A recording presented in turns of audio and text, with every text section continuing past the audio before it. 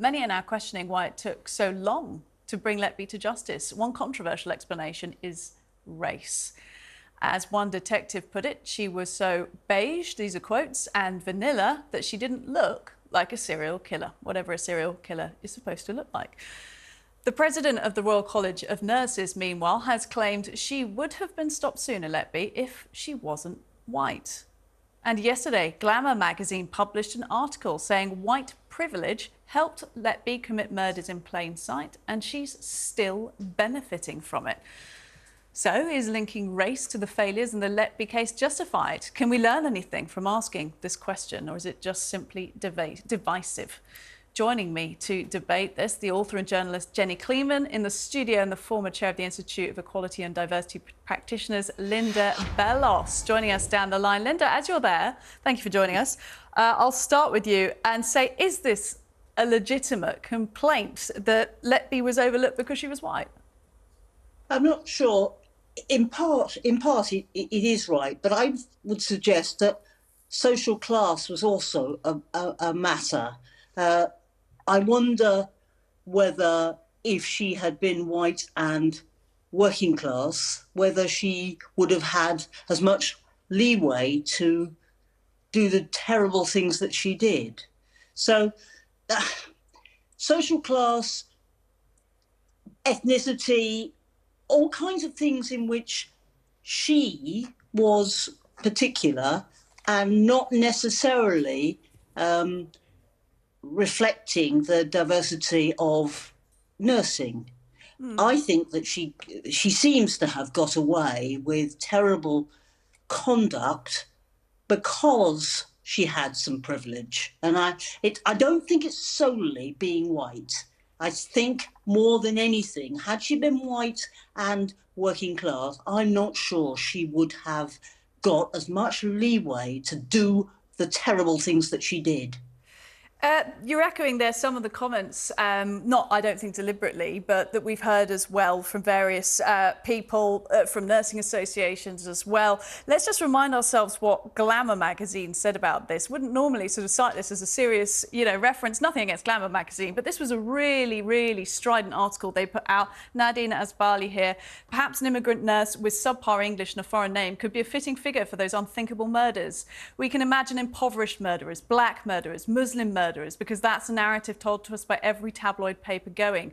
Those people are capable of violence, but not an English Rose in nurses' scrubs. Do you think that language, the way she's framed it, is particularly provocative?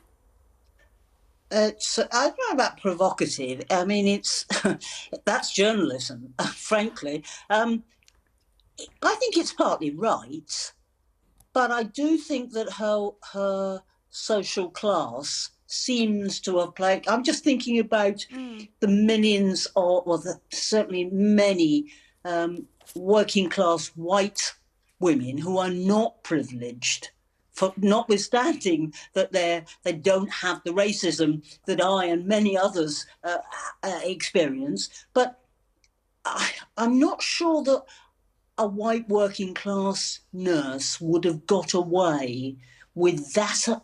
We're not talking about one or two incidents. We're talking about a lot.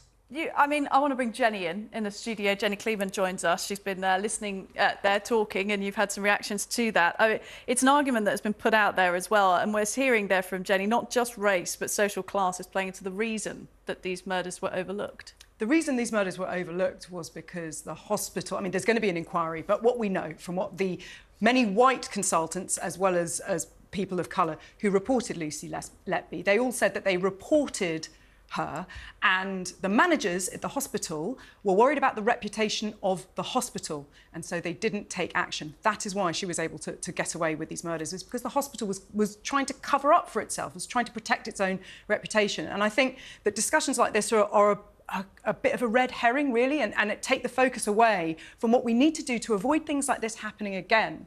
I think people are surprised when a woman is a murderer, because generally most murderers are not women. People are surprised when someone who is in a caring profession, whose job it is to look after babies, is a murderer. It's really shocking. But the idea that she was allowed to get away with this because of race is a red herring when we know she was allowed to get away with it because the hospital failed to take the necessary action to protect those babies. This argument being, and I don't say that I necessarily back it though, that the hospital ignored and didn't take action because, as we're hearing from Linda rather, the argument is social class and or race, depending which article you're reading. Well, I mean, we'll need to see what the inquiry says of why the hospital didn't take action. But if it was to do with race, you have to remember that it was a lot of white people and also black and brown people who reported her. So it seems to be people from all sides were drawing attention to the fact that she was on duty when all these babies were dying. Class may very well be a factor. There's certainly a problem with racism within the NHS. Black nurses are more likely to face fitness to practice hearings than white nurses, and when there is a lot of evidence, they're more likely to be cleared. So we know that there is a kind of benefit of the doubt that white nurses who are of a different social class will get. But when it comes to murder, this is a different thing. This isn't about good nurses and bad nurses. This is about murderers being allowed to get away with it. And I think we know that in this case, she was allowed to get away with it because the hospital was worried about calling in the police and potentially damaging their reputation if they did. Let's go back to Linda, listening in there, because this idea of having the conversation at all, I'm listening to Jenny there saying, where does it take us? Because it doesn't bring the babies back that have been murdered.